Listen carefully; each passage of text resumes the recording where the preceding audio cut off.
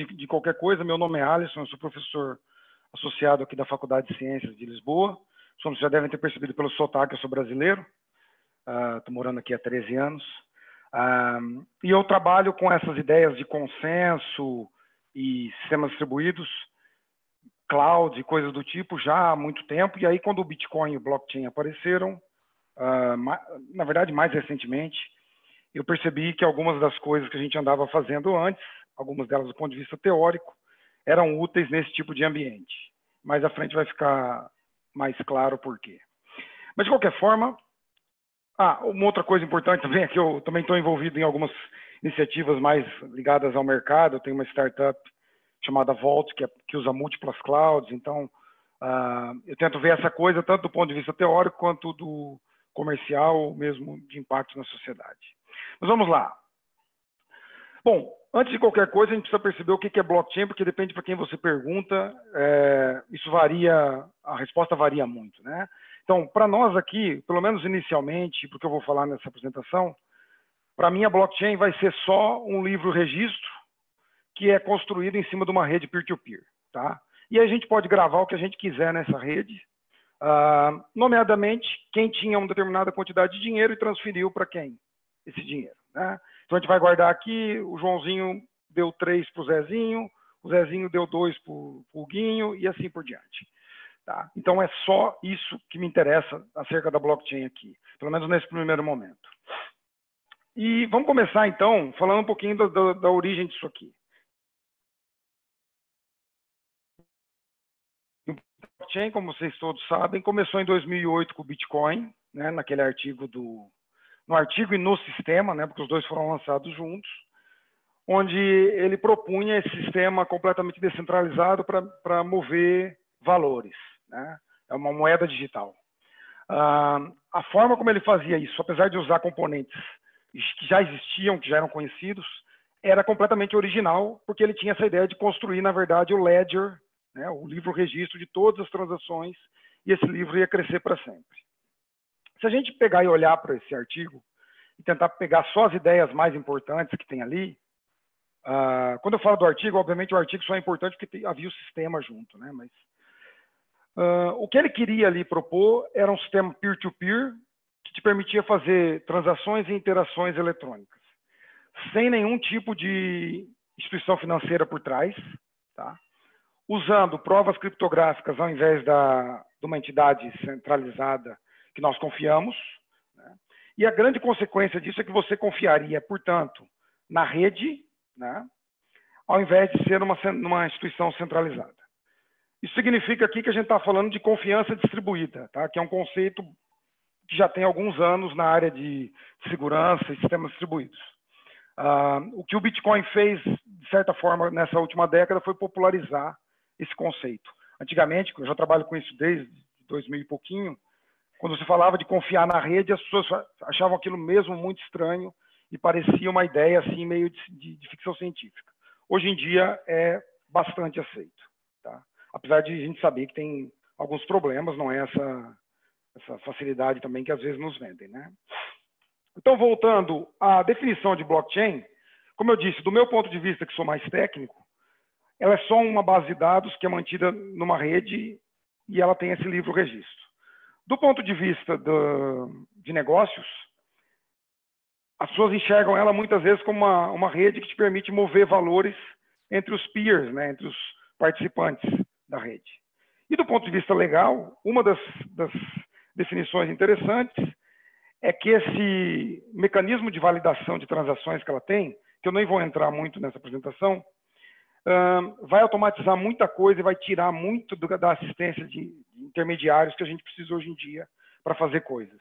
Um exemplo óbvio seriam os notários ou os cartórios, que, se essa ideia prosperar, vão ter a sua importância muito diminuída, né? Ou pelo menos potencialmente podem ter. Bom, então, seguindo para frente nisso aqui, por que essa ideia de blockchain, que aparentemente é só uma base de dados feita na rede, é considerada tão importante, tá? Na prática, algumas pessoas têm essa ideia de que esse mundo da blockchain, de você ter finalmente colocado uma camada de confiança na rede, é o quinto paradigma disruptivo da computação. A gente começou com os mainframes, passamos para os PCs, para a internet, para as redes sociais e agora esse mundo das blockchains ou das bitcoins, tá? Das muitas moedas que vão existir e não só moedas, né? As moedas, na verdade, do ponto de vista mais interessante, que é não ter moeda só para especular ou armazenar valor, mas o que elas te permitem é transferir valor pela internet sem ter que confiar numa instituição. Eu acho que aí é que está o elemento mais importante dessas ideias. Bom, existem alguns níveis que se consideram também sobre a adoção de blockchain. O primeiro deles é as moedas, são as cryptocurrencies, tá? Que já é mais ou menos entendido por todo mundo. O nível 2.0 seriam os smart contracts, são que a gente consegue construir e programar coisas na blockchain. Acho que o Ethereum seria a plataforma mais popular para isso. E, finalmente, a gente tem a 3.0, que seriam as aplicações para além das finanças, né? Seriam as aplicações de governo ou mesmo de gestão de assets em geral ligados ao mundo físico, que está começando a aparecer hoje em dia. Então, essa é a minha introdução básica. Então, acho que o ponto fundamental até aqui é que nós temos uma rede e essa rede me permite transferir valor, tá? Ou fazer tracking de coisas importantes no mundo físico. Agora eu vou gastar alguns minutos explicando, do ponto de vista mais técnico, o que exatamente a gente tem numa blockchain, tá? Não vou ser muito extensivo nisso, mas eu quero desmistificar algumas coisas aqui. Então, como a gente já viu, é um livro-registro, vou guardar transações aqui, e essas transações, elas são guardadas em blocos, tá? Então, cada bloco vai ter uma lista de transações, e esses blocos vão estar ligados uns nos outros. Essa ligação ela é feita através de um algoritmo de hash criptográfico, algo completamente padrão. Quem mexe com segurança já usa isso, tá presente em basicamente tudo que a gente faz de forma segura na internet. E aí você vai ter um algoritmo de consenso para tentar fazer a rede concordar sobre qual é a verdadeira blockchain que nós vamos ter, tá? Já vou falar disso no próximo slide. Mas uma coisa importante aqui é que se eu tentar alterar qualquer coisa no meio da blockchain, mudar uma transação, tirar um bloco, colocar outro, esse algoritmo de hash e o protocolo de consenso vão me permitir descobrir que alguma coisa está errada aí, tá? Que a validação, porque os blocos estão todos ligados um no outro. Basicamente, a ideia é que o bloco seguinte, ou o bloco I, guarda um resumo do bloco I-1. Portanto, se alguém mexer no bloco I-1, esse resumo vai falhar e eu vou conseguir descobrir que alguém adulterou a informação. Bom, mas essa ideia de ter uma sequência de transações guardadas de maneira segura é mais ou menos conhecida, tá? Isso já existia antes, só que agora eles mudaram o nome e chamaram de Secure Ledger, em vez de Secure Log, que é o que o pessoal de informática chamava antes. E o que é novo aqui é o fato dela ser mantida nessa rede distribuída, nessa rede para a para ou peer-to-peer, tá? Então, por isso a gente chama de Distributed Secure Ledger. E um conceito fundamental para poder possibilitar que essa Distributed Secure Ledger funcione é essa ideia de algoritmo de consenso distribuído. Não é muito difícil entender aqui, mesmo o pessoal que não seja muito técnico, tá? Qual é o problema que você tem que resolver aqui? Imaginem que eu tenho essa blockchain, tá? Tem uma sequência de blocos, mas o problema, então, se restringe a quando eu estou num ponto da rede e eu crio um bloco, eu quero colocar o meu bloco na blockchain. Um outro sujeito que está lá do outro lado do mundo, no Japão, também gerou um bloco e quer colocar o bloco dele na rede. Ora, nós precisamos, então, arrumar um algoritmo qualquer, um protocolo, que vai ser executado, né, por essa rede, para decidir qual desses blocos é que vai ser o próximo bloco na minha blockchain. Então, essa que é a ideia do consenso, que eu preciso que todo mundo, mesmo em face a diferentes propostas, eventualmente decida a mesma coisa, tá? E aqui a gente tem um problema a mais, que é essa ideia das faltas bizantinas, que é um nome engraçado, mas vem de um problema clássico de computação distribuída. Mas a ideia fundamental aqui é que os processos nessa rede podem mentir. Eles podem tentar ganhar vantagens, mentindo para as pessoas, para os participantes honestos, tá? Então, isso serve para modelar problemas de hardware, bugs no software e até intrusões ou atividade maliciosa, né, dentro da rede. Quando a gente fala de blockchain e desses protocolos de consenso, que aí é que está a grande, como é que eu vou dizer, a parte tecnológica mais hardcore dessa tecnologia, e que possibilita que ela de fato funcione, nós temos dois modelos que temos que ter em conta aqui. O primeiro é o do Bitcoin e do Ethereum, tá? Que é o que a gente chama de public ledgers, ou redes abertas, ou o que você quiser chamar. A ideia fundamental aqui é que eu não preciso de autorização de ninguém para entrar na rede. Eu não preciso que alguém me permita participar do sistema. Eu posso chegar lá, ligar, instalar o software na minha máquina, e a minha máquina automaticamente começa a tentar criar blocos. Se eu instalar o software correto, evidentemente. E eu sou um dos nós da rede. Uma rede como o Bitcoin, por exemplo, tem em torno de 6 mil nós hoje. Tá? Já o outro modelo que a gente tem são as redes permissionadas ou privadas, tá? Que também são chamadas de DLTs, Distributed Ledger Technology, quando as pessoas não querem muito invocar o nome blockchain. Tá? Isso aqui são as redes que são usadas em muitos casos de negócio, digamos assim, a IBM, quase todas essas blockchains as a service que os cloud providers têm por aí, a Hyperledger Fabric, coisas desse tipo, estão todos nesse modelo dos permissioned ledgers. Aqui, para participar da rede, eu tenho que ter uma identidade, que geralmente é suportada por mecanismos criptográficos padrão, que a gente tem por aí, e eu tenho que ter alguma permissão para participar da rede, ou seja, não é qualquer um que chega lá e entra. Se eu quero participar de uma rede entre os bancos na Europa, eu tenho que chegar e tenho que participar de um consórcio, possivelmente assinar acordos, e a partir daí eu vou ter a minha identidade autorizada para participar dessa blockchain. Tá?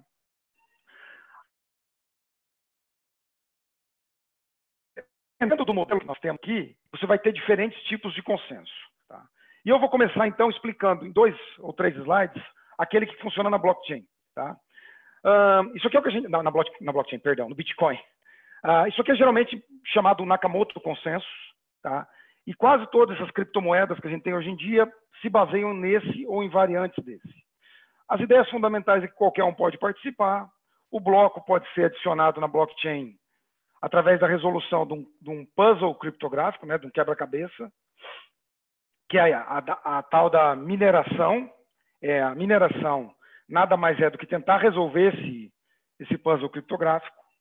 Os novos blocos, então, eles vão... Sempre que eu crio um bloco, que eu resolvo esse problema, eu tenho que mandar o bloco para os outros participantes na rede. Tá? E se existirem múltiplas propostas para estender a blockchain, ou seja, múltiplos blocos que querem estender a blockchain maior ganha. Tá? A que tem mais blocos à frente ganha. Isso parece uma coisa complicada, pode parecer um pouco complicado, especialmente para quem não é muito técnico, mas a gente pode explicar esse algoritmo, representar esse algoritmo só por essas 3 cláusulas que eu tenho aqui nesse slide. Tá? Imaginem que nessa rede a gente tem, cada um dos nós tem a sua cópia da blockchain. O meu objetivo é que todos eles, eventualmente, fiquem com a mesma cópia, com a mesma blockchain. E o que eles têm que reagir basicamente a 3 coisas que podem acontecer. A primeira é se eles receberem de alguém uma nova proposta para estender a blockchain.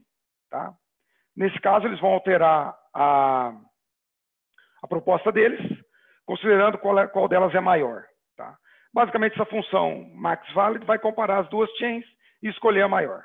Evidentemente que ele só vai escolher a maior se ela for válida. Né? Ele vai verificar as assinaturas, vai verificar se os hashes estão válidos, aquela coisa toda respeitando a estrutura da blockchain. No entanto, a outra questão que ele tem que reagir também é se aparecerem novas transações a serem executadas nessa blockchain. Por exemplo, alguém quer transferir dinheiro do A para o B. Tá? Como no Bitcoin, eu quero transferir X bitcoins do A para o B. Isso é uma transação que vai aparecer e eu tenho que criar um bloco incluindo essa transação. Tá? Para fazer isso, eu vou fazer o tal do Proof of Work, que é o puzzle criptográfico. Eu já vou explicar o que é isso, porque também não é complicado, parece uma grande coisa, um problema matemático muito complicado, mas na verdade é decepcionantemente simples. Tá? E depois, quando eu gero um bloco, eu gero uma nova proposta de corrente, de chain, e mando para os outros. E quando alguém pergunta, eu quero saber se a minha transação foi executada, eu respondo mandando também, é o terceiro ponto aqui desse slide. Então é basicamente isso.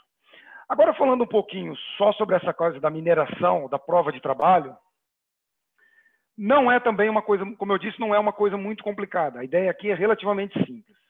A mineração nada mais é do que pegar um bloco desses e ficar calculando um resumo do bloco.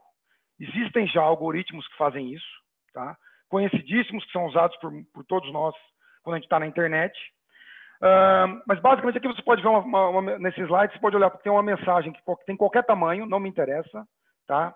Imagina uma mensagem de 10 megabytes e eu vou executar uma função como essa SHA-256 e ela vai gerar um resumo dessa mensagem que tem 32 bytes. O que é interessante sobre esse resumo é que se eu alterar um bit qualquer na mensagem grandona, o resumo pode ser completamente diferente, tá?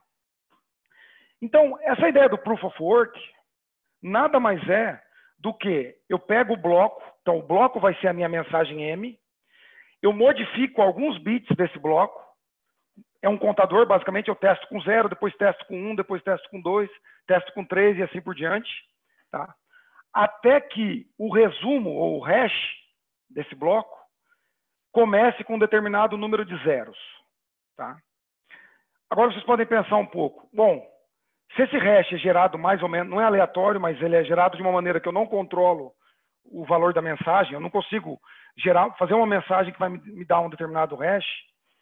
Então, se eu pegar um hash que tem 10 bits, por exemplo, então e o primeiro bit dele, a chance do primeiro bit dele começar com 0 é 50%. A chance de os dois primeiros bits começarem com 0 é 25%. Agora, se eu pegar isso e fizer a chance dos 150 primeiros bits começar a 0, vai ser 2 elevado a 150. E aí as coisas começam a ficar difíceis. Então, quando a gente fala em minerar, basicamente o que eles estão a fazer é gerar esses hashes muito rapidamente para tentar achar um hash que comece com um determinado número de zeros. Só para vocês terem uma ideia de quão difícil é esse problema, hoje em dia no Bitcoin, a dificuldade está ajustada de uma tal forma, dificuldade é número de zeros que tem que aparecer no começo do hash de um bloco válido, demora 10 minutos para esses 6.000 nós conseguirem gerar um bloco, tá? Conseguirem resolver esse problema. Então, a ideia fundamental aqui não é tão difícil e é baseada em ferramentas que a gente já conhece por aí. Uma última coisa que é importante a gente entender quando a gente fala desse tipo de protocolo é quão seguro ele é. Tá? Eu não vou entrar em detalhe nisso, porque isso aqui ainda é um assunto bastante complicado, que dá para gastar muito tempo. Mas eu acho que talvez quem já tentou estudar um pouco desse assunto deve ter visto alguma coisa como essa frase que está aqui em cima no meu slide, né? Que ele funciona bem se o adversário controlar menos da metade do poder computacional da rede. Por quê? Porque se gasta computação para poder ficar calculando esses hashes. No entanto, isso só é verdade se a tua rede for muito rápida, tá? O que esse gráfico aqui mostra é que essa curva que eu tenho aqui, ela está muito próxima dos 50% quando eu consigo resolver praticamente, eu não consigo resolver nenhuma prova de trabalho no tempo necessário para enviar blocos pela rede inteira. Ou seja, disseminar blocos pela internet inteira, né? Se eu tiver uma rede isso significa, na verdade, que ou a rede é muito rápida ou a minha prova de trabalho é muito difícil, tá? Se por acaso eu tiver uma rede muito lenta ou uma prova de trabalho fácil, o adversário, com 10% do poder computacional da rede, ele pode enganar a gente, tá? Então, a segurança desse tipo de sistema não é uma coisa simples e, apesar de a gente ter esse número de 50%, os parâmetros do Bitcoin hoje em dia trabalham numa ideia de 20% ou 30% de usuários maliciosos. Se passar disso em algum momento, pode dar problema, tá? Bom, isso mais ou menos é para dar para vocês um overview do que é essas criptomoedas que a gente tem hoje em dia, tá? Já agora, eu não falei uma coisa importante, que é, quando eu gero um bloco daquele, eu ganho um número de bitcoins, tá? Então, esse é um incentivo para as pessoas participarem desse sistema. Movendo agora para essas permissioned ledgers, que é o outro modelo, aquele modelo onde tem um grupo fechado, tá? De entidades que querem manter uma blockchain. que é um modelo possivelmente que a gente vai ter no governo, a gente vai ter por grandes empresas, consórcios de bancos e outras, em muitas áreas a gente ouve falar das potencialidades da Bitcoin, né, da blockchain, desculpa, Bitcoin não, e que não estão necessariamente relacionados com criptomoedas. Isso é importante falar, porque vocês vão perceber mais para frente, daqui a pouco, que o Libra está mais ligado a esse modelo do que o do Bitcoin. Tá? Bom, a ideia aqui, então, é que você tem, para participar numa blockchain dessa, você tem que ser aceito pelos outros. Tá? Você tem que ter um ID que todo mundo conhece e que todo mundo te autorizou a participar na rede deles. Então, você vai ter alguém que cria chaves criptográficas para o seu sistema, para você poder entrar nesse sistema. E aqui o modelo é baseado nos protocolos de consenso tradicionais. Aqui, ao invés de eu falar que o meu adversário vai controlar uma porcentagem do poder de computação, eu vou controlar que eu vou assumir que ele controla uma porcentagem dos nós, no pior caso. Tá? Os protocolos são muito mais complicados do que aqueles que eu comentei com vocês, mas são muito mais rápidos. Lá no Bitcoin eu falei que a gente gerava um bloco a cada 10 minutos. Isso corresponde a 7 transações por segundo. Um protocolo desse aqui, que é o que a gente usa nesse tipo de sistema, ele vai facilmente ordenar 20 mil, ou executar 20 mil transações por segundo. Tá? Ou seja, ele processa mais transações do que o sistema Visa, desde que você não coloque muitas máquinas para executar ele, porque como vocês podem ver pelas setinhas aí, essas setinhas representam as mensagens que têm que ser trocadas para poder confirmar que a transação vai ser ordenada e vai ser executada a seguir. Tá? Bom, para que serve esse tipo de sistema? Já agora, das grandes ideias de ter esse tipo de sistema é evitar os intermediários que a gente tem por aí. Tá? Aqui está um exemplo. Você tem várias partes, né, que estão envolvidas que tem que manter registros sobre as trocas que eles fazem. Você vai ter os parties, os counterparties, você vai ter registros bancários, registros que você precisa por auditores, órgãos de regulação. Todo mundo vai ter um livro-registro desse que vai guardar, imagina um ambiente regulado, vai ter esse tipo de coisa. O objetivo aqui, que empresas como IBM, a Century, todo quanto é tipo essas grandes empresas e consultorias estão interessadas, é tentar tirar essa repetição ou essa duplicação de registros, que sempre criam muitos problemas para poder manter consistente, e trocar isso por uma blockchain. A blockchain você vai ter um único livro-registro que vai ser mantido por todo mundo executando aqueles protocolos de consenso. Tá? Um tipo de sistema que alguns de vocês devem ter ouvido falar e que acho que está virando o mais popular deles é o Hyperledger Fabric. Tá? Aqui o que você vai ter é uma plataforma que ela é open source, modular e permissionada. Então isso aqui não é um sistema que a gente pode pegar e usar e participar nele. O que ele serve é para eu, junto com os meus colegas ou meus participantes do meu consórcio, criarmos uma blockchain e aí podemos usar e executar algum tipo de transação. Portanto, isso aqui é um software que as empresas usam para fazer as suas blockchains. Não é um sistema tipo Bitcoin que está a funcionar por aí. Tá? Ele é mantido pela Linux Foundation, a IBM acho que é quem mais contribui para isso aqui. E acho que o ponto fundamental que a gente tem que ver aqui é que apesar de eu poder ter redes muito grandes, só um subconjunto dos nós dessa rede é que vão de fato executar o tal do consenso, tá?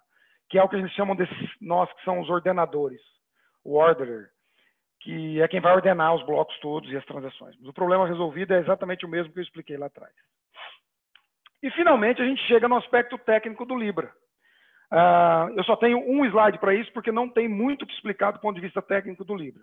Se vocês conseguiram acompanhar pelo menos as ideias fundamentais que eu falei até agora, o Libra tem dois tipos de nós. Tá? Ele vai ter os validadores, os validators, que são os membros do consórcio. Tá? E vai ter os clientes, que são qualquer um que comprou Libra, que tem a moeda. Tá?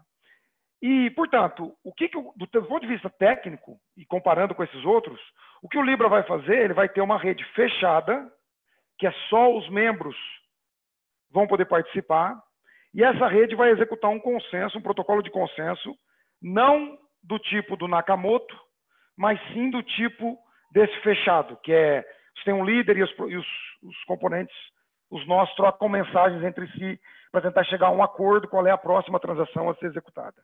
Tá? E o tipo de protocolo que ele vai executar aqui é muito parecido com isso daqui. Ops, isso daqui que eu mostrei. Tá? Você vai ter um líder, esse líder propõe qual é a próxima transação, o próximo bloco de transações a ser executados, e os outros vão trocar mensagens. O líder fica trocando para garantir que não tem ninguém que controla essa ordenação. Tá? Então, esse papel de líder ele vai rodando entre os vários participantes da rede. Mas, tecnicamente, é isso que acontece. Tá? Então, ele é permissioned, ele não funciona como o Bitcoin. É completamente diferente. Ele é mantido por essa rede. Não tem nenhuma entidade que, em princípio, controla essa rede, porque a fundação é muito mais, pelo menos é esperado, mas o César vai falar mais sobre isso. É muito mais esperado que ela controle isso do ponto de vista mais de políticas, né, de funcionamento. Mas do ponto de vista técnico, esses nós vão estar distribuídos entre os vários membros do consórcio. E aí eles podem guardar quem tem tantas libras, quem não tem libra, e cada transação passa por eles, ou mesmo outros tipos de aplicações que forem construídas para além das moedas em si, da criptomoeda em si. Tá? Então, assim eu termino a minha parte. Agora o César pode explicar um pouco mais. Como é que eu tiro aqui o share? Ah, tá aqui.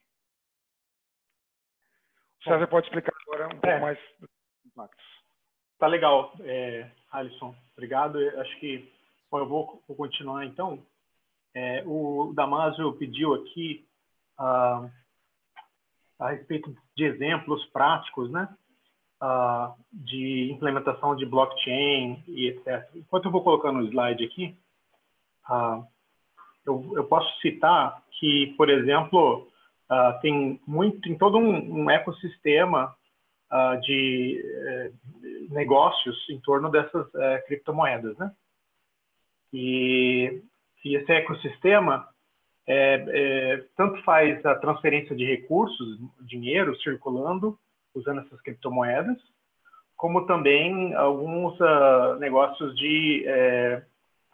para você ter a monitoração de recursos, de assets, né? Por exemplo, a IBM apresentou aqui em Santos uma vez, no Brasil, e apresentou uma solução para Maersk, que é uma empresa de logística, que permitia rastrear, usando contratos inteligentes na blockchain, usando o Hyperledger, rastrear onde estão os containers da Maersk. A Maersk é uma empresa de logística de containers de porto, né? Então, são alguns tipos de exemplos de uso, né, desse tipo de tecnologia. Bom, vocês estão vendo meus slides aí? Sim. Bom, então eu fiquei mais com a parte, digamos, de impacto na sociedade, a parte técnica ficou com o Alisson. Eu sou professor na Divisão de Ciência e Computação do Instituto Tecnológico da Aeronáutica, em São José dos Campos. O Instituto Tecnológico da Aeronáutica é uma instituição acadêmica dentro da base militar do DCTA, que é da Aeronáutica aqui do Brasil.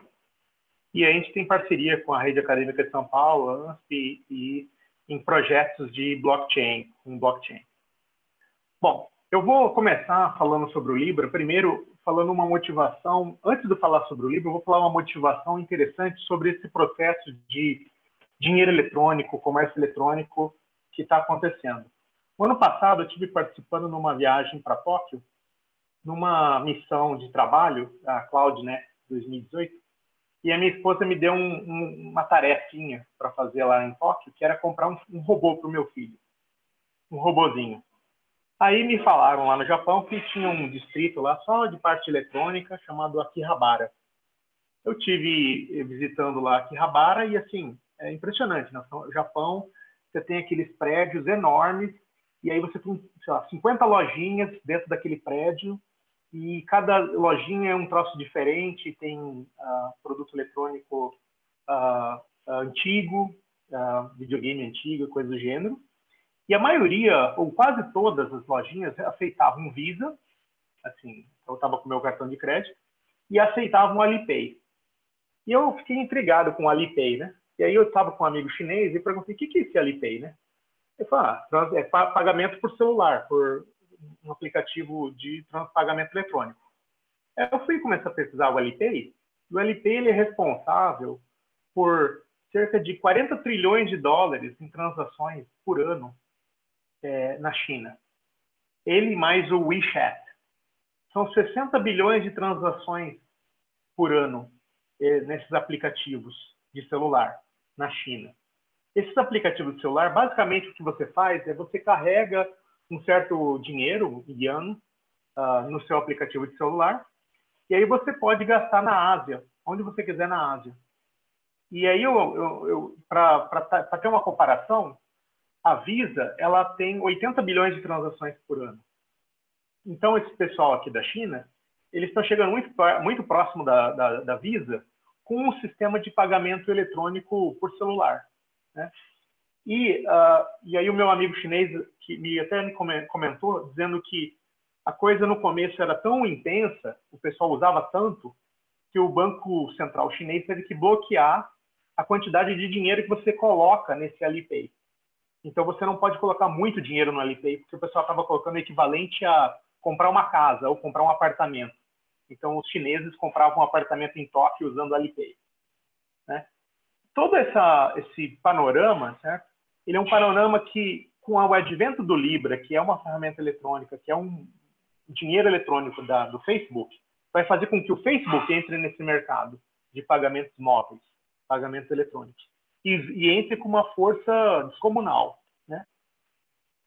Para montar isso, né, a mente por trás do Facebook, o Zuckerberg, ele pensou e estruturou isso de modo que a Libra se pareça, assim, segundo alguns artigos, tá, se pareça com um ambiente distribuído, uma associação, né? Claro que é liderado pelo Facebook, mas é uma associação que não tem a ver com o Facebook e não tem a ver com as redes sociais do Facebook, inicialmente, tá? É uma associação, uma fundação baseada na Suíça, com 30 parceiros até agora, e eles pretendem chegar em 100 parceiros até 2020, que vão ser esses parceiros que vão ser os garantidores da moeda do Libra, tá? Cada um vai entrar com 10 milhões de dólares para entrar no clube, e esses 10 milhões de dólares são chamados de investment tokens. E depois, quando a Libra começar a operar em 2020, vão ser necessários o cara entrar com 100 milhões de dólares. E aí isso vai fazer com que o mercado da Libra seja potencialmente, minimamente, de 1 bilhão de dólares. Tá? Cada parceiro a ideia é que eles mantenham 1% de Libra, de modo que a rede criptográfica, a blockchain deles, não tenha uma pessoa que controle. Cada um controla 1% da rede. Né? Também dentro da associação será possível que organizações não governamentais, NGOs, possam participar.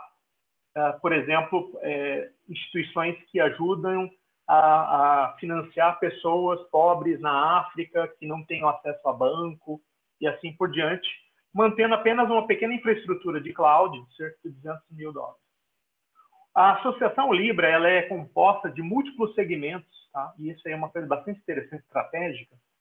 O segmento de investimentos, empresas de investimentos como a Thrive Capital, Horowitz, empresas de mídias sociais, como o Facebook, empresas de comércio eletrônico, como eBay, como PayPal, PayPal também como empresa de pagamento, empresas de travel, de viagens, como Booking.com, a Visa está entrando também nesse sistema, tá? Empresas de rideshare, que são de compartilhamento de táxi, compartilhamento de, enfim, coisas, como a Uber, Lyft, e várias organizações não governamentais. Então, esse consórcio, eles vão ser os garantidores da Libra, cuja ideia é que tem essa criptomoeda, e essa criptomoeda rode numa rede blockchain dentro do ecossistema desses parceiros, tá? Da Associação Libra.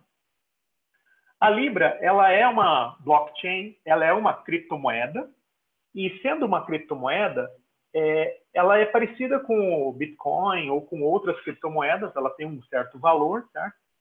E esse valor, ele foi estabelecido no início da criação dessa fundação como sendo um valor igual ao dólar. Uma libra igual a $1. Né? E aí, isso faz com que esse seja o primeiro sistema de criptomoeda que de uma certa forma, vem de grandes empresas e não de startups. Então, é uma criptomoeda que vem de grandes empresas, que vem aí do Facebook, da própria Visa e assim por diante. Tá? Ela tem uma série de prós e tem vários cons. Tá? Eu vou elencar aqui alguns prós. Tá? Por exemplo, o Bitcoin... alguém quer falar algo? O Bitcoin, ele já há alguns anos, né, ele está tentando se estabelecer como a criptomoeda, a única criptomoeda ou a maior criptomoeda do mundo.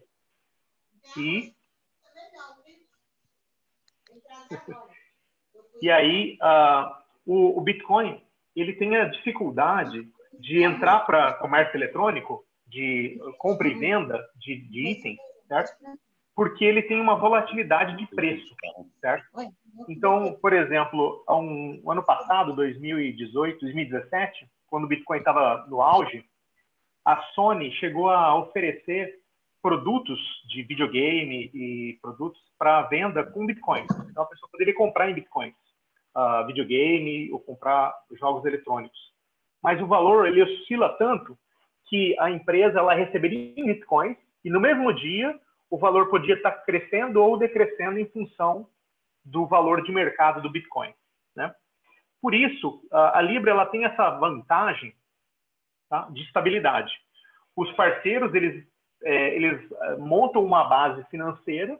Essa base financeira ela faz com que o dinheiro em Libra seja criado e destruído em função dos valores que esses parceiros colocam. Para cada dólar que a pessoa compra Libra, o parceiro com o qual a pessoa vai entrar, né? Então, como você tem vários parceiros, você poderia comprar Libra de vários desses parceiros. Por exemplo, vamos dizer que eu compre Libras a partir da Visa. Então, para cada Libra que eu comprar da Visa, a Visa tem que bancar a mesma quantidade em dólares como um fundo, caso aconteça algum problema. E quando esse dinheiro for gasto em outro lugar, então alguém vai e gasta esse Libra em algum outro lugar, essas Libras são destruídas. E aí você pode retornar, digamos, esses dólares, então o parceiro pode retornar esses dólares. Então os validadores, eles mantêm esse dinheiro, certo? E isso é uma bastante vantagem para eles, porque eles se tornam uma instituição, como se fosse uma instituição bancária. Eles recebem o dinheiro, eles podem manter o dinheiro, eles vão comprar, por exemplo, bonds, vão comprar papéis de tesouro, certo?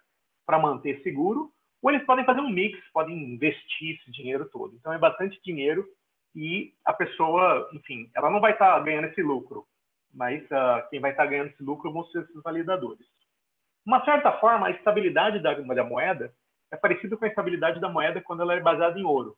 Então, cada dólar era baseado em ouro, mas isso aconteceu de acabar com o tempo. Talvez aconteça isso com a Libra também. Mas, no primeiro momento, você vai ter uma base de Libras baseada na base de dinheiro desses parceiros. Um outro pró é que ele vai ser fácil de usar. A Facebook anunciou que em 2020 ele vai estar acessível diretamente de aplicações, da família de aplicações do Facebook, que são Instagram, Messenger e WhatsApp. Então, todas essas aplicações vão ter diretamente, né, só um momentinho. Vão ter diretamente acesso a Libra para fazer negociações. Tá? O Facebook tentou fazer algumas coisas de transação já na plataforma dele, mas ainda não foi bem sucedido. Talvez o Libra seja mais bem sucedido. Para montar esse sistema da Libra, certo? O Facebook, para não misturar com a plataforma de redes sociais deles, eles criaram uma outra empresa chamada Calibra, que é a empresa que vai estar fazendo as transações. Então, essa tela que está aqui no meu slide, ela mostra o futuro da aplicação do Calibra fazendo essas transações. Tá? E aí, o Calibra, você carrega dólares e descarrega dólares, usando meios comerciais normais, Visa, outras coisas, e você vai estar com ele integrado nas aplicações do Facebook, WhatsApp, Messenger, Instagram, da família do Facebook. Um outro pró, do ponto de vista de como uma criptomoeda, é que a comunidade global de carteiras de criptomoeda é bem pequena. Tá? Cerca de 35 milhões de usuários de crypto wallet, de carteiras de criptomoeda. Gente que vai, compra e vende bitcoins com criptomoeda. Tem um produtinho em Bitcoin? Eu gostaria de comprar. Então está aqui minha carteira e assim por diante. Com o advento da Libra, do Calibra e das aplicações do Facebook, potencialmente você tem uma comunidade gigante. Você tem 2,5 bilhões de usuários da família de aplicativos do Facebook. E estrategicamente, o Mark Zuckerberg ele colocou a Libra fora das redes sociais, com essa empresa separada chamada Calibra. Então, ele não mistura com as redes sociais. Né? Então, as transações, teoricamente, não seriam monitoradas. Né? Mas aí já não dá para saber exatamente como que isso vai ser feito, mas elas não seriam monitoradas junto com os dados das redes sociais, porque é muito dado que a pessoa tem de nós. Né? E as transações elas podem ser pequenas taxas. Tá? Mas dado que os validadores eles têm o dinheiro e podem fazer aplicações com dinheiro, provavelmente essas taxas vão ser próximas de zero, muito pequenas. Mas aí cada validador pode montar sua própria política de taxas. Tá? Bom, o plano mestre do Facebook foi coletar todas as ideias boas da blockchain Bitcoin e transportar essas boas ideias para o Libra, fazendo com que você tenha o equivalente a um Bitcoin, só que para o Libra. O Bitcoin ele é muito usado hoje em dia, em muitas transações, então esses usuários aqui em amarelo, usuário 1 até o usuário 8, estão fazendo algumas transações.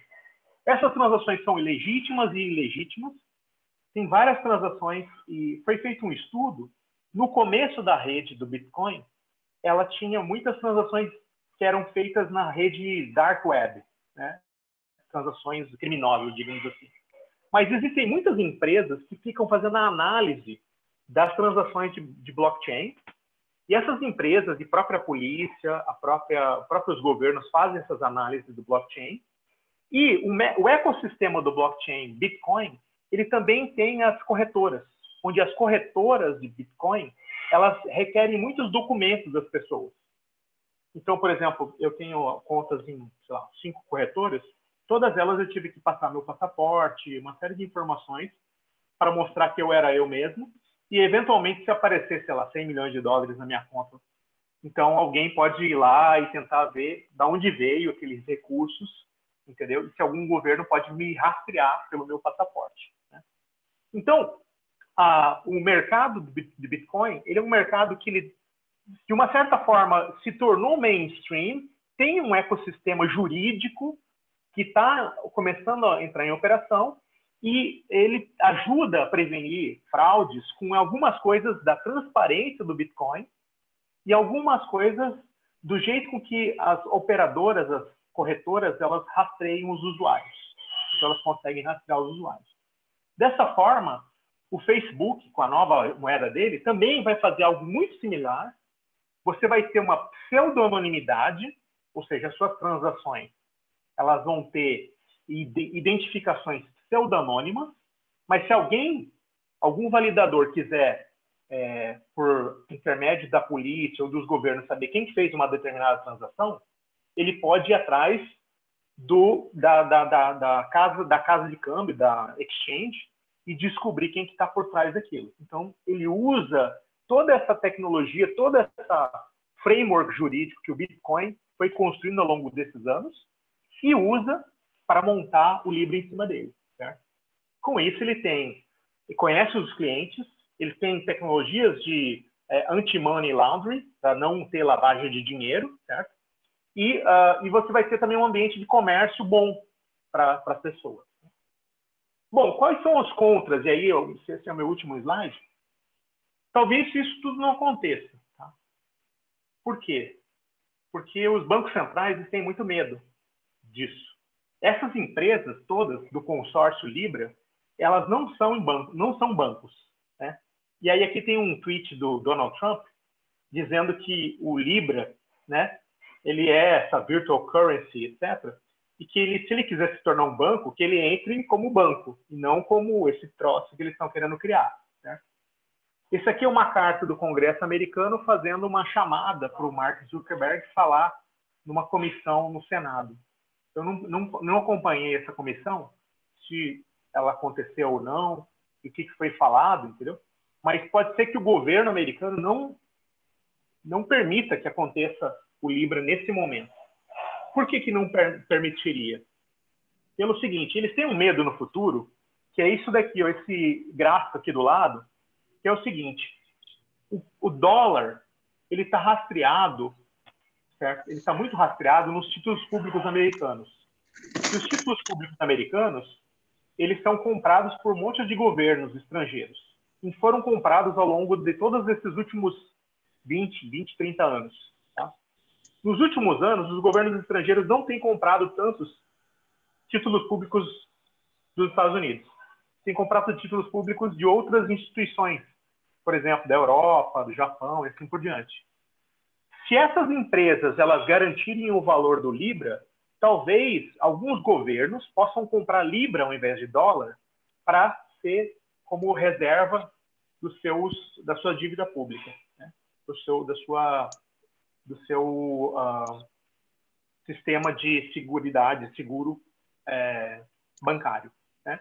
Então, o Libra pode se tornar, digamos assim, um negócio maior do que o dólar. Tá? Então, isso aí é uma especulação aí. Tudo bem? Bom, eu encerro por aqui. Não sei se eu passei do tempo. Como é que eu desligo aqui? Stop share. Obrigado, professores.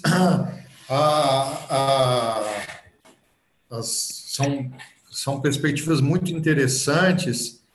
A discussão, talvez eu estava comentando com meus colegas aqui, fosse interessante a gente marcar uma outra ocasião para voltar a conversar sobre esse tema, talvez trazer alguém do próprio Facebook que possa expor e aí as perguntas serem feitas. A gente está com... Eu peço para o Antônio, se nos ouvir, para desligar o microfone, porque eu não estou conseguindo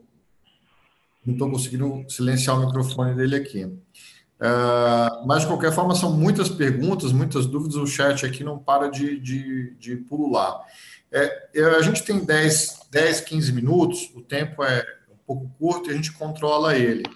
Mas a primeira pergunta, acho que o professor Gilson, para voltar aqui, talvez tentar trocar para a gente, em termos um pouco mais leigos, as diferenças entre o consenso de Nakamoto e o bizantino. Eu entendi que o Nakamoto faz um consenso sem partes, trusted parties, e o consenso bizantino parte de trusted parties para fazer o consenso e dizer qual é o próximo bloco a ser adicionado na cadeia.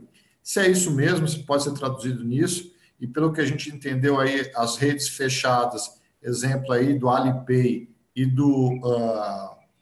o exemplo aqui da nossa discussão da Libra, se a gente entendeu bem, são efetivamente consenso bizantino. É mais ou menos isso. O Nakamoto, de fato, você não conhece, não sabe de ninguém na rede. Pode ser um cara só, está fazendo papel de 100.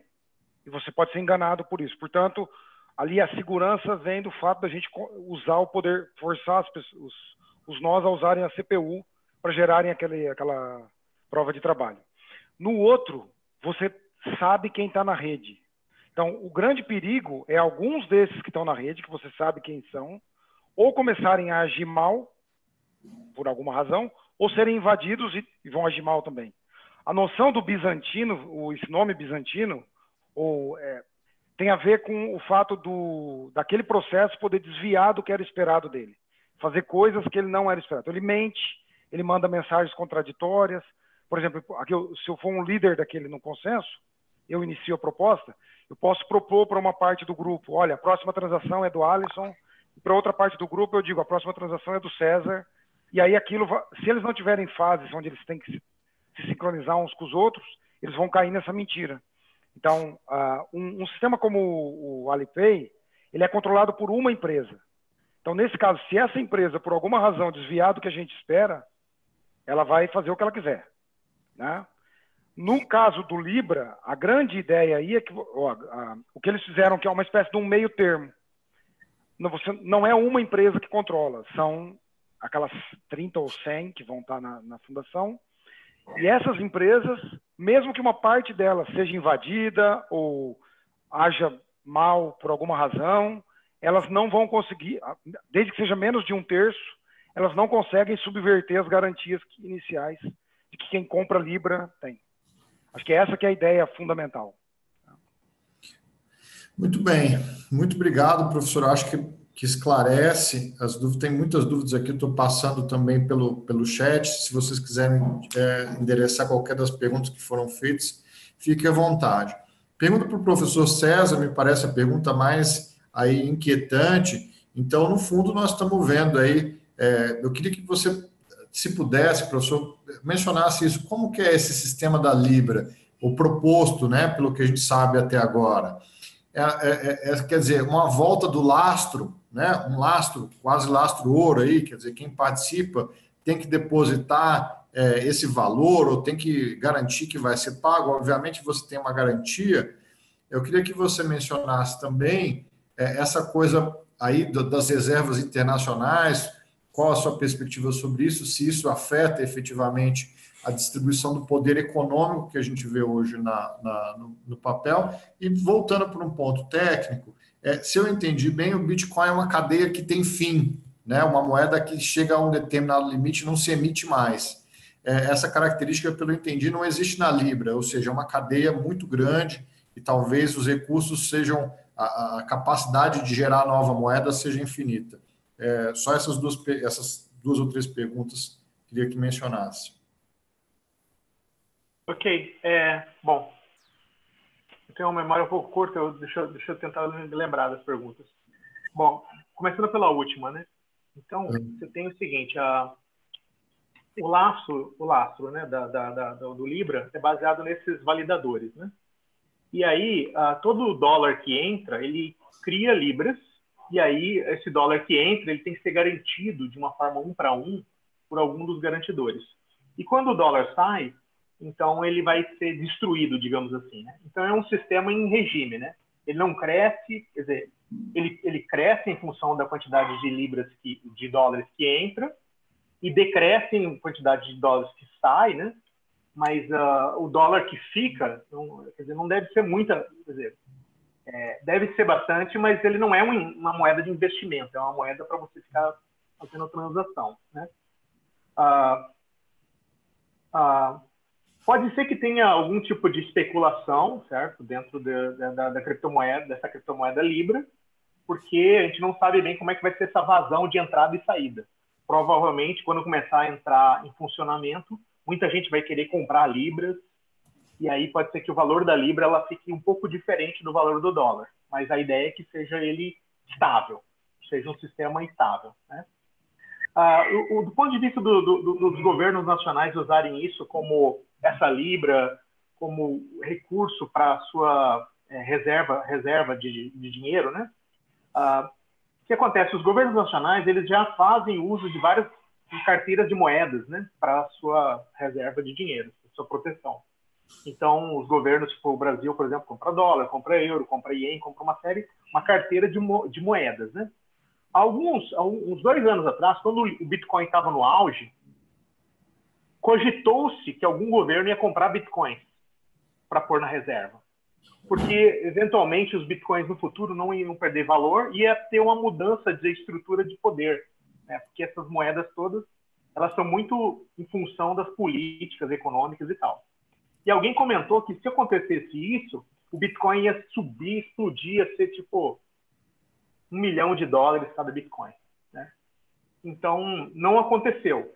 O Bitcoin aconteceu de ele tentar ir para mainstream, certo? Ou seja, ser negociado na Bolsa de Nova York e assim por diante, mas o pessoal ainda não chegou lá, certo? E como ele não chegou lá, então ainda não foi dado esse passo para ser colocado como uma moeda que possa ser usada como reserva para outros países. Eu imagino que para o Libra, por enquanto, também não vai acontecer isso, tá? Vai ser só um meio de negociação eletrônica, como o Alipay, certo? mas que no futuro, se tiver muito dinheiro entrando na Libra e muita Libra internacional, com certeza ele pode ser uma coisa mais no futuro, algo que pode, digamos, tirar poder dos governos e botar poder nas empresas, né? Eu estava lendo um artigo da Medium.com falando que é um cenário cyberpunk, né? É um cenário onde as empresas elas se tornam maior do que governos, né? Porque imagina, se você tem Libra no mundo todo circulando, você pode ter Libra na África, na Ásia e assim por diante. Países que estão em crise podem mandar Libras para suas pessoas, enfim, para fazer compras lá no país, e o país meio que tem uma moeda paralela, enfim, vira uma coisa bem estranha, né? Bom, tem mais perguntas, agora eu esqueci das outras. Se tem um bate-papo aqui, o professor Luiz Damasio fez suas considerações, a gente vê aqui o Alisson, pessoal aqui, o Guimarães, Courtney Guimarães e a Renata Baião fazendo considerações um pouco mais técnicas. Como não é o meu campo, eu não vou entrar nisso. A gente está avançando no horário, para um minuto para as 11, e o objetivo do nosso grupo de pesquisa é justamente fomentar o debate, poder ouvir a todos, mas eu não sei se aqui os professores Luiz quer fazer alguma consideração de encerramento, alguma última pergunta. Professor Gilson Schwartz. Professor Luiz diz aqui, para o Alisson mencionar aqui que está tendo uma disputa sobre o que é o consenso bizantino e diferença de consenso bizantino para se existe consenso de Nakamoto. O pessoal está dizendo aqui, não existe consenso de Nakamoto, a base é o Proof of Work, e aí está no debate sobre essa parte mais técnica. Como bom jurista, eu não entendo nada disso. De tipos de consenso. O problema dessa área não, só para fechar nessa área, isso aí também é um depende para quem você pergunta. A questão é que muitos desses protocolos foram criados pela indústria, por pessoas ou por entusiastas, basicamente, e no fim a maioria deles está tudo errado, tá? A partir do momento em que a comunidade acadêmica, os criptógrafos de fato, as pessoas que trabalham com esse tipo de protocolo, se debruçou para analisar, começou a destruir quase tudo tinha problema. E então ficou muito dessa coisa do nome e tal, mas o nome em questão ali, que o Courtney, eu não sei como é que fala, desculpa se eu falei errado, o que ele falou é uma coisa comum, é um comentário comum dessa coisa se chama Nakamoto ou Proof of Work. Na verdade, o Proof of Work é só o puzzle criptográfico, portanto, pelo menos na comunidade acadêmica, quando a gente tenta classificar esses protocolos, o nome que se dá é Nakamoto Style, Nakamoto Consenso. Aí eu podia usar o Proof of Work, que é usar a CPU, o Proof of Stake, que é quem tem mais dinheiro tem mais prioridade em propor o bloco, também pode ser usado nesse modelo. Existem prova de tempo passado, Proof of Elapsed Time, que também é outro modelo que tem disso aí, mas todos eles são tipo do Nakamoto. São dentro daquela ideia de que cria-se blocos, as propostas andam pela rede, e depois a gente escolhe a cadeia mais longa, com variantes, claro, tem muita diferença para lá e para cá. E depois há esses consensos tradicionais, o nome eu acho que é o menos importante aqui. Depois há esses consensos tradicionais, onde a gente tem a grande diferença de um para o outro, é que nos consensos tradicionais você tem que ter uma identidade conhecida e aceita pelos outros. Eu acho que aí é que é a função, é o ponto fundamental que nós temos que nos focar. Porque essa é a grande diferença, inclusive, que afeta a Libra, né? A Libra não é uma rede aberta. Eles dizem que pode ser uma rede aberta, mas não é uma rede aberta. Nós podemos ser clientes da Libra, usar a moeda da Libra, mas nós não podemos participar na rede da Libra como um nó e também ganhar alguma coisa de facilitar essas transações. Muito bem, eu acho que... O participante, só comentando esse pedaço, no consórcio do Libra Foundation, tem lá quais são as entidades que podem participar. A entidade que pode participar, ela tem que entrar com 10 milhões de dólares, ela tem que ter $1 bilhão em assets, e assim, tem que estar atuando no mercado há não sei quantos anos, uma década. Então é um negócio bem restritivo, tá? Do ponto de vista, com certeza.